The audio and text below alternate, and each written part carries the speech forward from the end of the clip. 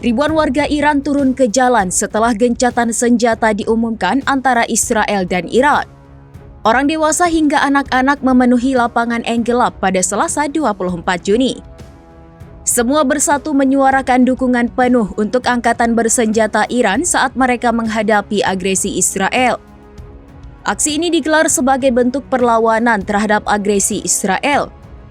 Bukan hanya terhadap Israel, masa aksi juga menyerukan perlawanan terhadap Amerika Serikat.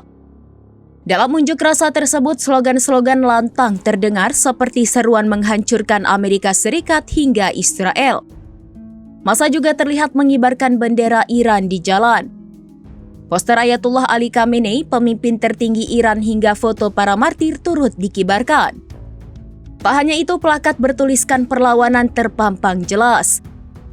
Mereka juga menyampaikan terima kasih untuk IRGC, Tentara Nasional, Basij, dan polisi atas keberanian dan keteguhan para pasukan.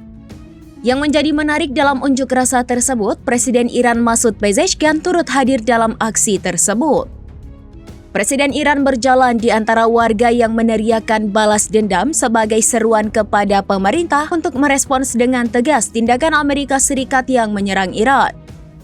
Tak hanya itu, dunia juga dikejutkan dengan kemunculan Komandan Pasukan Quds dari IGC, Brigadir Jenderal Ismail Qani, ke publik.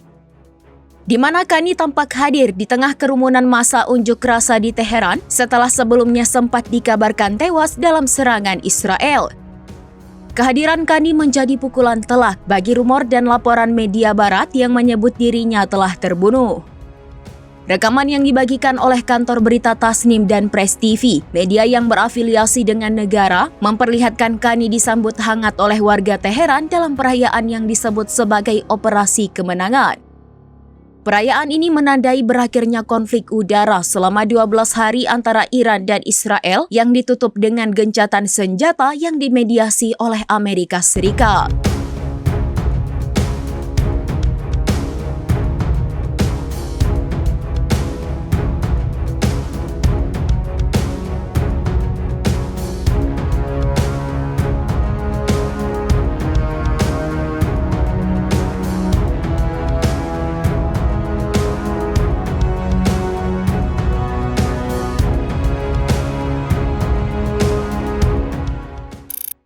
Download Tribun X sekarang, menghadirkan lokal menjadi Indonesia.